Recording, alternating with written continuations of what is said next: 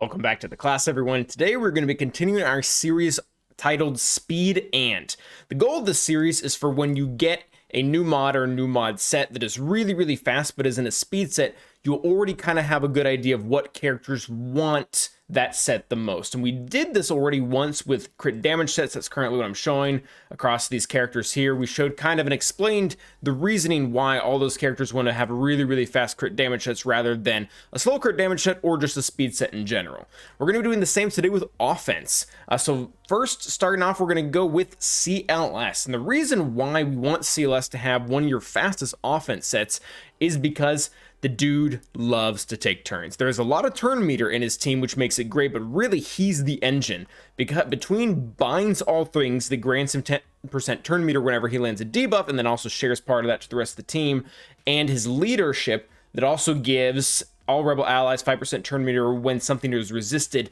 Pretty much every single turn he's taking, whether he's being resisted or whether he's landing the debuff, he's going to be pushing the rest of the team forward. The reason why we don't really want a speed set on him either, and we want an offense set, is because when paired with Nubaka, which is very common for most rebel teams nowadays, he's going to be able to share his offensive stats. Nubaka shares a certain part of the leader rebel's stats, but not all of them. He doesn't share crit damage. He doesn't share speed, so we really want to focus in on offense. You can see here on mine, we have 10,000. Being R8 kind of helps with that. There's a few other stats that I think are important, like tenacity is really good as well, just so they can keep those debuffs off them, as they don't really have a good way to cleanse. But yeah, that is our first character, is going to be CLS. He can use a lot of offense, and he can use it to be really fast. Next up is actually going to be Starkiller, and Starkiller I debated putting a little bit on here for two reasons. Number one, I want to stay away from Galactic Legends. Starkiller isn't technically Galactic Legends, but he's pretty darn close in GAC. Even in Territory Wars with Honeycron right now, he's very good. The other reason I kind of almost didn't put him on is because the same reason that Bam, Fennec, as well as Dark Trooper are not on this list, because they have really important mechanics where you need them to be in a certain order with their team. We actually made a video about that. Hopefully I remember to link it somewhere up here.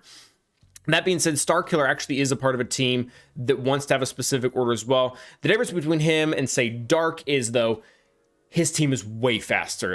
The Mara Jade team, or rather the Starkiller team with Mara Jade, she's naturally so much faster, and really Emperor Palpatine and the rest of those characters are a lot faster as well, that having Starkiller follow them all up means he can still be relatively speedy. Like, we have a set, he's probably the slowest out of these 5 of 100, but I needed a 5th character to put on here.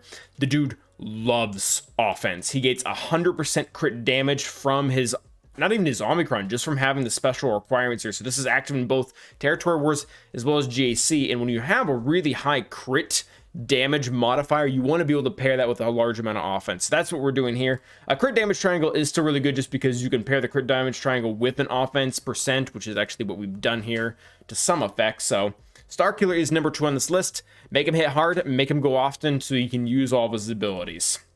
Next up on the list is going to be Maul. Maul is a fantastic character to have an offense set on. The dude does a lot of damage, and it looks like I've actually currently got him on an offset. I should probably fix that. But he's a character that he builds a lot of his damage, and he does true damage when he does it. And the reason why that's important is because true damage can't crit at all, which is the reason why we have offense primaries on him instead of crit damage, like we just mentioned with Starkiller. So he gets a lot out of that, and then you really want him fast to be able to constantly increase the enemy's cooldowns. This is very important in the Lord Vader versus JMK fight, but it also remains important in other fights as well, where the more turns he get, he's not just taking, or he's not just dealing damage, but he's increasing Lord Vader's ult by the amount of damage he's taking via Anguish. And on top of that, he's also being able to constantly control the field by ignoring Taunt once he gets to 5 stacks of Anguish and increasing cooldown. So he's another character that benefits highly from having a ton of offense, and at the same time, you want him to be taking turns so that he can keep wreaking the havoc that he's doing. Fourth on the list is going to be Kkatarn. Kkatarn is a little bit different reasoning why he's here than the rest, and the reason why is because you want him to start the turn meter train. I don't think I need to do too large of an explanation, but his unique ability gives him 10% turn meter for each other rebel fighter ally. So whether that be in Territory Wars or GSC in 5v5, he's immediately starting with 30% turn meter because he doesn't count himself. It doesn't say other. And Mon Mothma isn't a rebel fighter, which is annoying, but whatever. So he gets 30%. So he's the one starting the turn meter train. Obviously, Hoth Rebel Scout and Power are the ones that really generate it, but he's the one that kicks the ball and gets it going. That being said, he has a really crappy base speed. It's really low on the ground. It's like, especially for modern characters, what is that, 160? Yeah, it's something like 161. That's slow. Like that's not very good. So speed set doesn't go very far on him.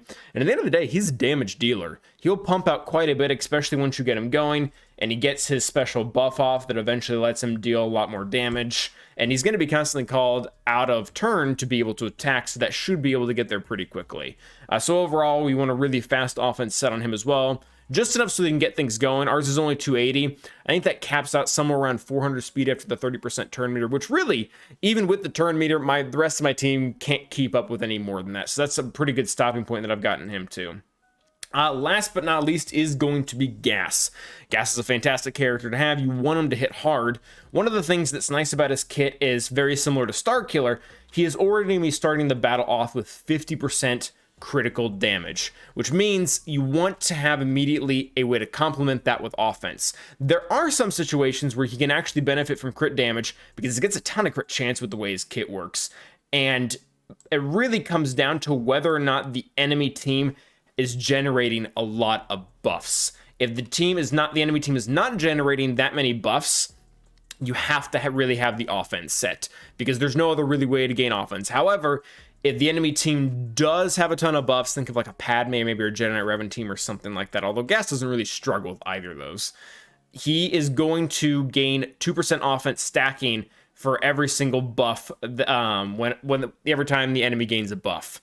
So you can kind of complement those two ways, but I typically like to have an offense set on him. It guarantees buffs or no buffs, he's going to be getting a decent amount of damage. And the reason why I like to have him fast is because Gas can only increase his enemy cooldowns by 1 on his own turn. So even if you have him with 5s or another character that can call him to assist, you're not really going to be taking full control of the battlefield. You're only going to be doing more damage. He himself actually needs to take the turn if you're going to be critically hitting an opponent to be able to increase their cooldowns. This is actually been very, very helpful in the Malgus fights that we've been seeing in 3v3, because a lot of people are not putting crit avoidance on their Malguses, and actually Gas still has a pretty good chance to crit even with 80% crit avoidance because of the amount of stats he gets within his kit. It's not really super, oh yeah, he has 50% critical chance if all odds are 501st, so he has pretty high critical chance, even mine with a defense set right off the bats. So it's an option that you can use, and it's someone that I really like to have offense for, like I said, because of the starting crit damage. So those are the 5 characters here. Do remember to be careful with Starkiller. You want to have that proper turn order, and really, yeah, be careful with any of the characters that aren't on this list, just because, like I said, Fennec, you have to be careful. One of the things that's been happening with her right now is I've seen a lot of people, they'll bring in Bam against teams with Maul. They will use the damage immunity on Fennec, which is great. They pull back Maul's turn meter. Fennec takes a turn, drops the damage immunity, and Maul kills them. So she doesn't want to be super fast. We talked about Dark and Bam as well. They have a very specific turn order they have to be in, so you can't just keep throwing speed at them assuming things will be fine, much like you can with CLS or Maul or Kkatarn. But that is pretty much going to wrap it up for today. That is going to be offense. We've now covered those two, and we'll continue to finish these off. So, as always, remember to like and subscribe, and as always, stay awesome.